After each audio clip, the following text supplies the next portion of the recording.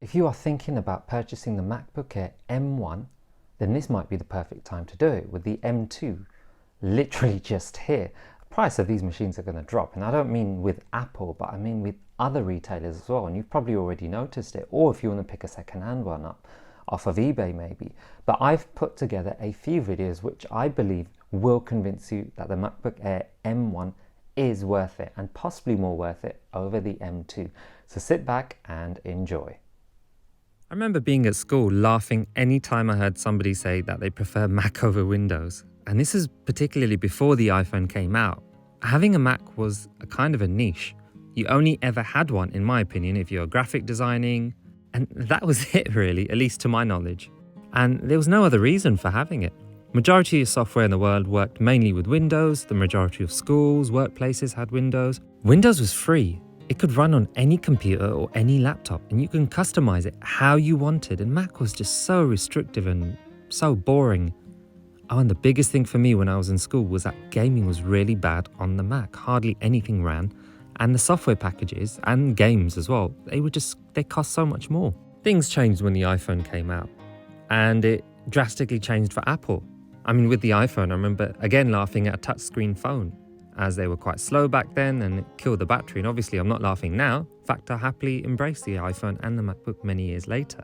When it comes to Mac versus Windows now, I think it's clear because the Mac has a larger share. I do think that the iPhone has helped its cause, and Apple has realized that having more people with an iPhone meant more exposure for people to the Apple ecosystem, and I think they've done a fantastic job. So I'm going to detail 5 reasons why I think macOS is better than Windows. Reason 1.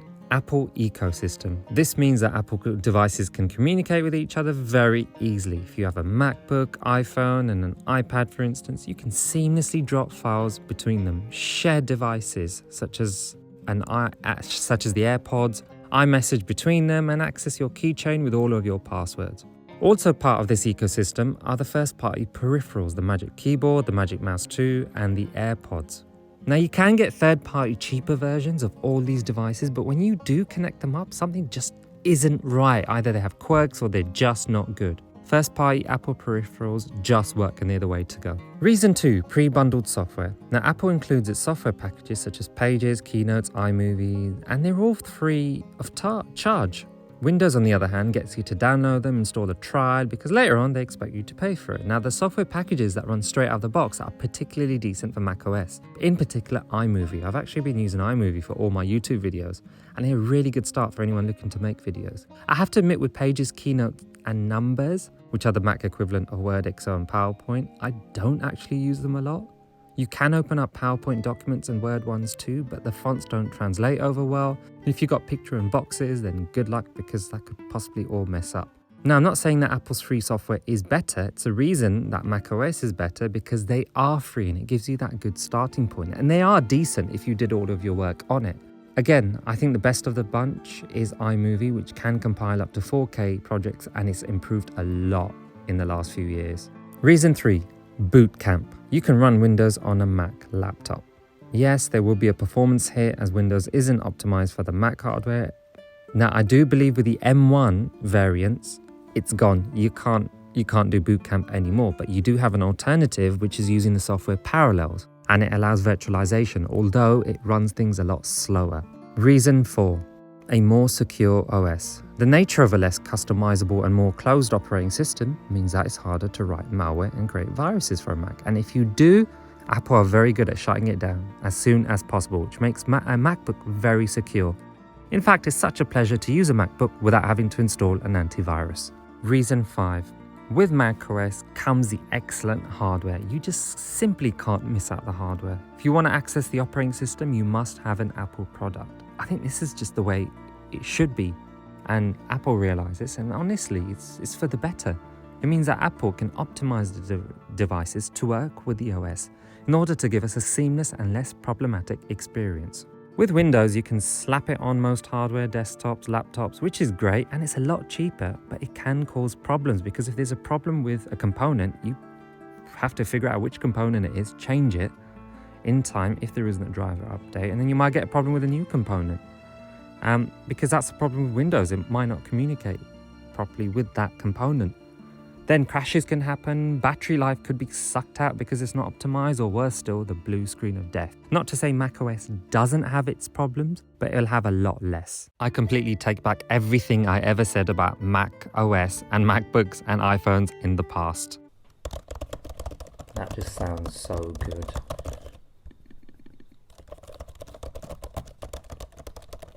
What can I say about the MacBook Air M1?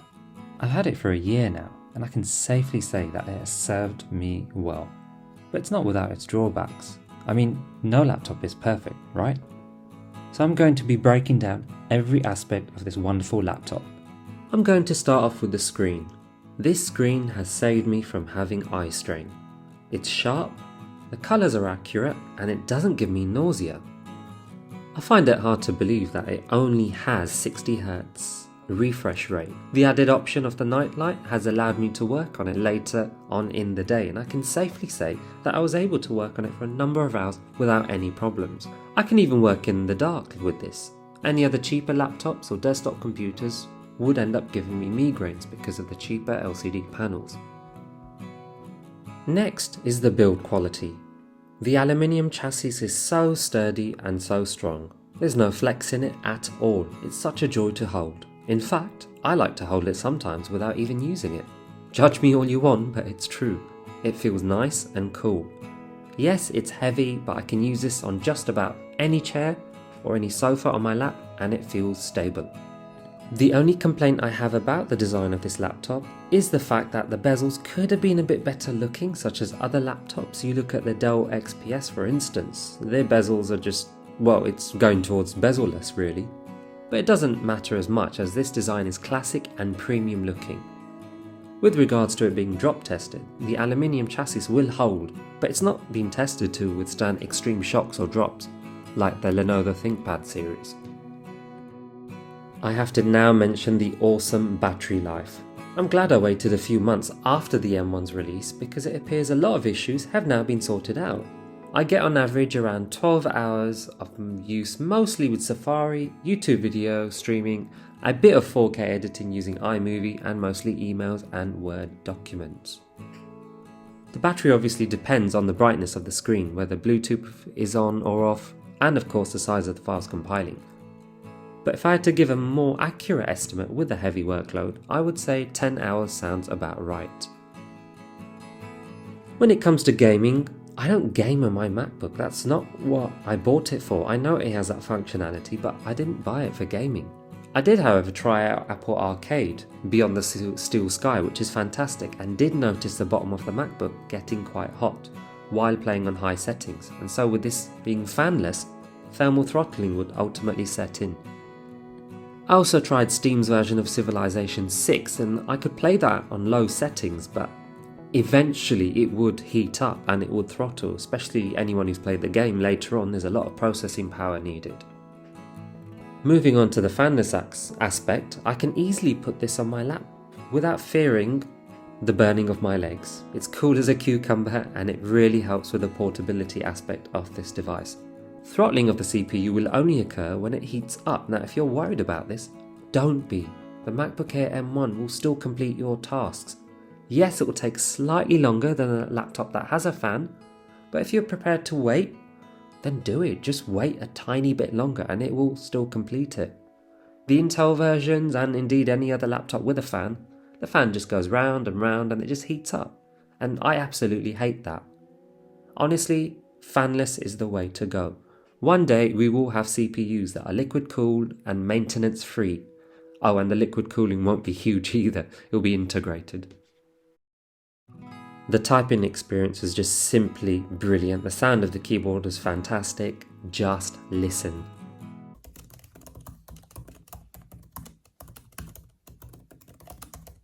The low key travel is really satisfying, although I have to admit, after a while, the lower key travel does strain my hands. Then again, I've got large hands and I've mentioned that quite a bit in my previous videos.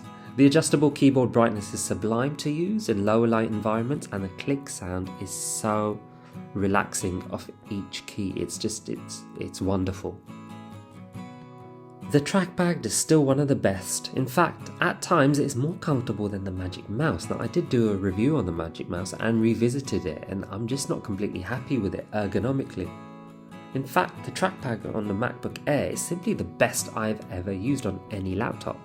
The haptic feedback is on point, my finger glides along the trackpad, and the zoom features are just simply outstanding. The speakers are the best I've used on any laptop under £1,000, and I love the fact that they still have the headphone jack on it, although I can see it disappearing soon in the future. With wireless earbuds being more and more popular, I believe most people probably won't be bothered. I love the selection of apps on offer. Funnily enough, one of my favourites is actually WhatsApp because of the amount of group conversations I have going. Sure, I can just go on my phone, but why bother being distracted from what I'm working on when I can just do it straight on my MacBook? Likewise, the ability to take calls, videos or otherwise is an amazing bit of compatibility with the Apple ecosystem, and I've loved it every time I've had to take a call. The addition of Apple Arcade has made the experience even better. I simply don't know how else to praise this laptop. I remember back in school I used to laugh at Mac users when I saw the Apple logo come up, and because it was weird. Everyone had a Windows machine. Everything ran on Windows. Hardly anything ran on Macs. We only knew photographers who used Macs. But things have changed. And let's be honest, they changed for Apple the moment the iPhone was first announced. And because of that success, we have the MacBook Air M1. The Thunderbolt ports pack plenty of power. I'm slowly getting used to making sure my devices are USB-C only. Of course, there are legacy adapters which you can get. I always tend to get mine from Apple straight away. Yes, I know they're more expensive, but they do the job right. I find if you get certain other brands, they'll heat up, and sometimes they'll cause issues with your device. Last thing you want is a USB stick frying up on you. Saying that, if you have a dock or dock your MacBook, you should be able to expand that via USB-C. But then again, with docks, what I've seen is that they can tend to heat up. When it comes to the video quality of the MacBook Air M1, it is still far behind smartphones. It's ridiculous to think that a FaceTime call, a Zoom call, a meeting is far better quality on a mobile phone than it is on a MacBook. Now, don't get me wrong, this is the best version of the camera yet, but it's still got far to go in order to catch up to mobile phones. This device is such a brilliant feat of engineering, and I'm sure any user who purchases it will have it for many, many years to come. I keep thinking about portability. I don't feel confident when taking it about. From the cracking screen to having dents in the chassis, I just don't want my MacBook Air M1 to be in that kind of danger because, quite frankly, I don't want to pay to have it fixed. Some of you may have seen the video I recently put up about my purchase of a Lenovo ThinkPad X1 Carbon 7th Gen and how I really admire the portability, durability of it and the fact it's so light. I'm sure the MacBook Air is durable. I know that it probably would survive an impact, but I would like Apple to test that out or at least have that as a feature in the future. Even splash-proof would work for me. Let me know. As the title says, I'm just not convinced by the new MacBook Air M2. You know, had high hopes for it. They're obviously supposed to have released it last year. They didn't, they were holding out. Obviously, situation in the world meant that they couldn't release it at that time. Yeah, it seems a bit underwhelming. I mean, obviously the M2 is more powerful than the M1, but today I actually got a chance to go into a store and an Apple store as well, and literally just hold it alongside the MacBook Air M1. Now the thing I did notice, obviously with the color, was this midnight color, and it was surprisingly just a tad bit lighter to hold. And you know, even lifting this one, it's not fully balanced. The weight's more on the sort of near the hinge side of the laptop, whereas that one was fully balanced, and it felt a bit nice as well. It's almost like the MacBook Pro, but a trimmed down version obviously, but it's not actually much lighter. It's only a few grams, but it was actually satisfying to actually quite hold. Keyboard obviously was exactly the same, build quality was exactly the same, but they just changed the design enough to make sure that it was quite different. Now this, when I hold it, it does feel a bit more weighty towards the MacBook Air logo, like it's dragging it down, whereas there they managed to spread it all out. And even when I shut the lid and picked it up, it was really good. It's that sort of MacBook Pro design that they had, so that's what struck me. The fact you've got the MagSafe charger and it leaves the 2 USB ports open. I know that was an annoyance for a lot of people with external hard drives to then also lose one of those slots, but with the MacBook Air M2 you don't have to do that. The color's fantastic, the midnight color. People complaining that it scratches easily, so the alternate I have seen being mentioned is the Starlight option.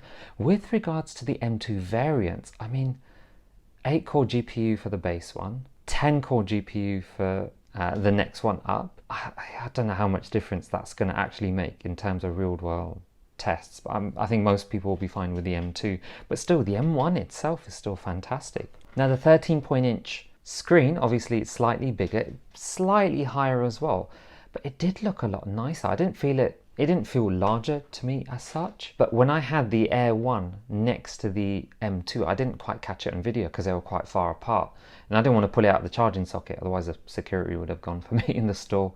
But it did look a lot better than the MacBook Air M1. I'm not going to lie, the design is an upgrade. I'm still not a fan of the notch. It does give you 1080p FaceTime. I know there's probably a way to hide it by having a black bar, so that's obviously quite a possibility. Reportedly, the SSD is meant to be slower. I haven't looked up at how much slower, whether your general user is going to notice that completely. But I mean, if you've got a previous variant, particularly the Intel ones, because they were the only ones before the MacBook Air M1, then definitely go for this. There's no, no debate about that. If you've got the MacBook Air M1, unless you're going to sell it and get some money back, it's really tricky. It's the reason why I haven't got it. I've been really, really tempted to order it, but it's just that price range. Now, had I not got this, then yeah, I would have ordered that straight away. But I've made an investment in this. The thing is, I haven't got cash lying around. I can't buy two. I mean, I could potentially buy it and then sell this one. That is something I'm considering. But I mean, when I tried out the MacBook Air M2 in store, obviously you can't really tell the difference when you're just generally using it. Screen was a tad bit brighter, and it turns out this one's got a few more nits at 500 compared to the MacBook Air M1's 400 nits. Overall it's an upgrade, but it's Apple being their usual minimalistic upgrade. But £1,200 for a MacBook Air. I mean, technically it's not the base MacBook Air, if you know what, well, not the cheapest one out there, because the M1 is still on sale. Now, had the M1 been pulled off of sale, then obviously you could say, Apple, come on, what are you playing at? But it's quite interesting. I did put out a poll recently whether people are interested in pre-ordering this, and it turns out a lot of people are now considering the M1 because of the introduction of the M2 and the increased price hike. I mean, don't get me wrong, this is a fantastic machine. Oh, speaking of screen, there is something I did secretly in the store which I didn't actually film. I actually got the screen off the MacBook Air M2, and I was I'm not going to do it in my one because I'm scared, I was kind of pivoting it from left to right, and there was the same amount of flex you get with the Air 1, and it didn't actually crack. I don't know what I would have done if it had cracked, but I suspect that the MacBook Air M2 could actually have a stronger screen, but don't quote me on that. It's just me suspecting. I mean, like I said, I haven't actually done that bendy screen test on my one because I don't want mine to break really.